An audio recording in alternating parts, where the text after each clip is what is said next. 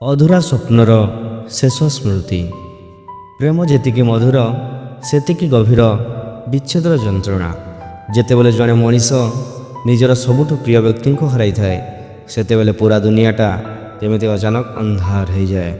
ସେହି ଗୋଟିଏ ମଣିଷ ସହିତ ଦେଖିଥିବା ହଜାର ହଜାର ସ୍ୱପ୍ନ କେଇଟା ମୁହୂର୍ତ୍ତରେ ଭାଙ୍ଗି ଚୁରମାର ହୋଇଯାଏ।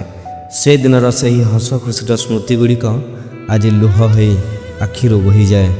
ହେଲେ ସେ ଲୁହ ପୋଛିବାକୁ ସେହି ଆପଣାର ମଣିଷଟି ଆଉ ପାଖରେ ନଥାଏ। ହୃଦୟରୁ କାହାକୁ ବାହାର କରିଦେବା ଏତେ ସହଜ ନୁହେଁ। ରାତିର ନୀରବତା ଭିତରେ ଯେତେବେଳେ ସେହି ପୁରୁଣା କଥାଗୁଡ଼ିକ ମନେ ପଡ଼େ,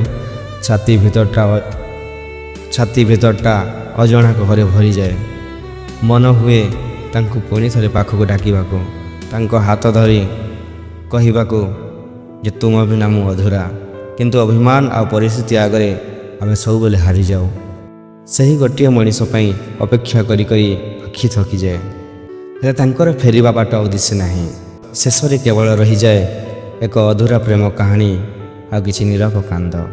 ସେହି କାନ୍ଦ ଓ ଯନ୍ତ୍ରଣା ଭିତରେ ବି ଏକ ଅଜବ ପ୍ରକାର ମିଠାପଣ ଥାଏ।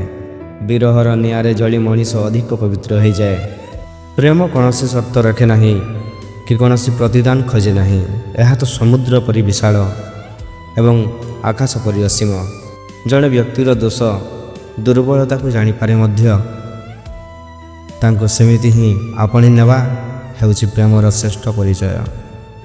ଏହି ସଂସାରରେ ସବୁକିଛି ଶେଷ ହୋଇଯାଇପାରେ, କିନ୍ତୁ ହୃଦୟରେ ସାଇତି ରଖାଯାଇଥିବା ସେହି ମହକ କେବେ ବି ଲିଭେ ନାହିଁ। ପ୍ରେମ ହେଉଛି ସେହି ଈଶ୍ୱରୀୟ ଶକ୍ତି ଯାହା ମଣିଷକୁ ବଞ୍ଚିବା ପାଇଁ ଏକ ସୁନ୍ଦର କାରଣ ଦେଇଥାଏ। ଅଧୁରା ସ୍ୱପ୍ନର ଶେଷ ସ୍ମୃତି।